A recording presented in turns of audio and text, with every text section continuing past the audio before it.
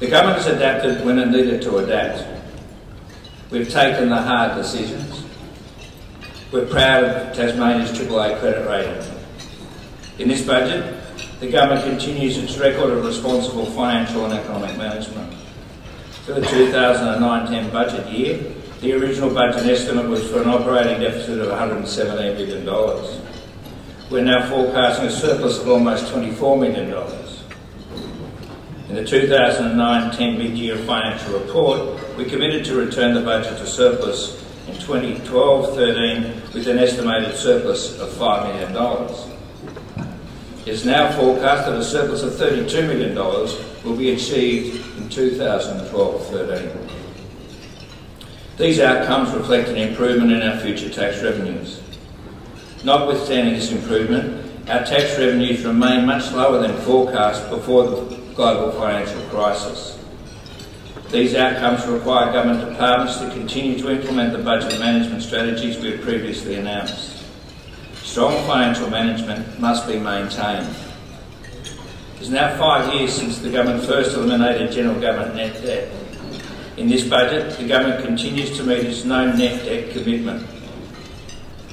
By 2012-13, Tasmania will be the only state to have an operating surplus and no general government net debt. Not only does the 2010-11 budget include improved financial outcomes, but also includes better economic projections and forecasts for Tasmania.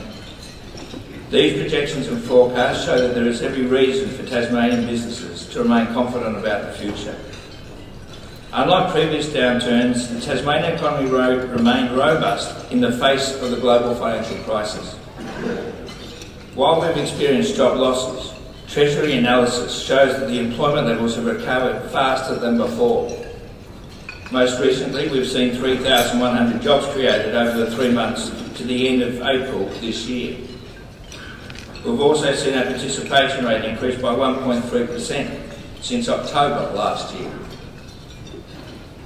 While this increase has been reflected in an increase in our unemployment rate, it shows increasing confidence in the community about job prospects. Treasury economic projections also provide the government with confidence that our target of 15,000 new jobs during this term of government is achievable. Economic growth is also expected to recover over the coming year. In the 2010-11 year, it is expected to increase to 2.25%. While slightly below the expected national growth rate, this is consistent with long-term growth levels. Most recently, our export results have also shown improvement. In April this year, Tasmania's growth in exports was the highest in the nation.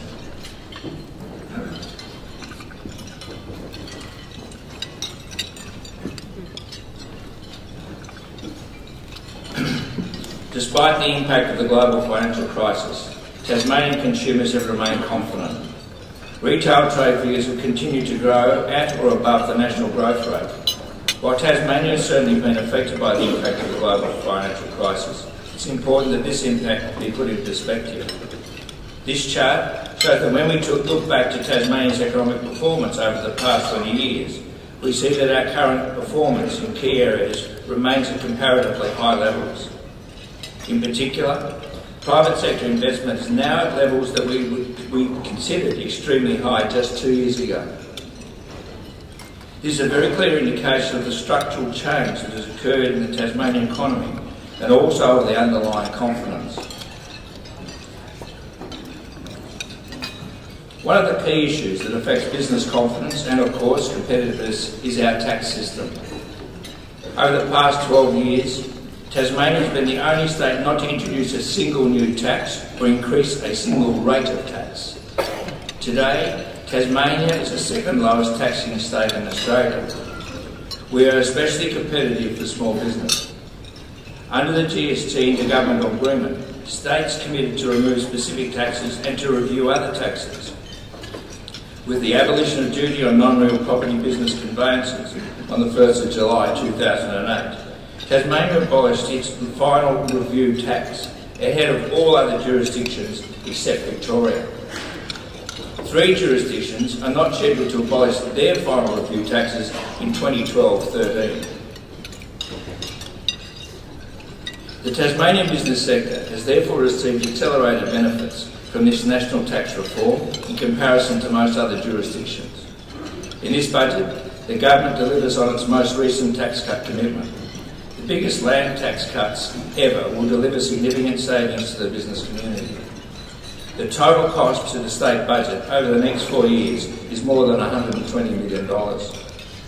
The government took the decision to dramatically cut land tax rates to send a strong message to the Tasmanian and national business community.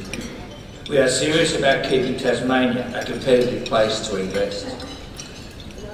We're also very serious about supporting business to create jobs.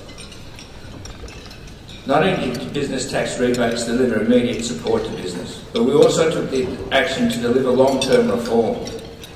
Additional funding has been provided to the Valuer-General in this and future budgets to enable his office to improve the current land valuation system. In particular, we want the Valuer-General to increase the frequency of his valuations to reduce the potential for significant unexpected increases in land valuations and land tax bills. Despite these tax cuts, the government appreciates that taxation will always be an issue for the business community and all taxpayers. Tax is a significant source of funding for any government. Over recent years, due to changes in Commonwealth state financial arrangements and our tax cuts, state tax receipts have fallen as a share of total funding. This means that the government has less flexibility in available funding, and we're now more reliant on Commonwealth funding. Without state tax revenues, the government would not be able to provide the services the community expects. Given the tax cuts implemented in recent years, the question now is, how can we continue to make our tax system fairer and more competitive while still providing the services Tasmanians expect and need? Making changes to our tax system is never easy. The Commonwealth Government is certainly finding this true at the moment. There are always winners and losers, and there's always a chance for everyone to play politics. In this new era of Tasmanian politics, the government believes that it's also time to take a new approach to tax reform, an approach that makes all political parties part of the solution and not part of the problem. In yesterday's budget, I announced the government would establish a cross-party state taxation review. Later today, I'll be releasing a draft terms of reference for the review. It will be chaired by myself as Treasurer, and I've invited both the Liberal and Green Treasury spokespersons to be part of the review group. It will take into account the recent work completed by the Henry Review, and will engage with tax policy experts and consult with the business and broader community. It will look at all aspects of state taxation, the fairness of the tax system, the efficiency cost of state taxes, compliance and administrative costs, the sustainability of state taxes, and it will also take into account the review of local government rates. Most importantly, it will look to establish a competitive and sustainable tax system that will deliver a strong future for Tasmania. This new approach will no doubt have its challenges. Different groups will have very strong and differing views on what tax reform should be implemented. Even in this room here today, we would have very different views on whether taxes should be cut, whether we should change our tax mix, or whether we should even introduce new taxes or not. I encourage all interested groups and individuals to participate in this review, but also encourage everyone to think outside their own particular square and take a broad view of how we develop a new tax system. Through this important review, the Tasmanian business community should be confident that Tasmania will continue to be a low-tax environment. The Tasmanian business community should also be confident the government will continue its record level of investment in infrastructure.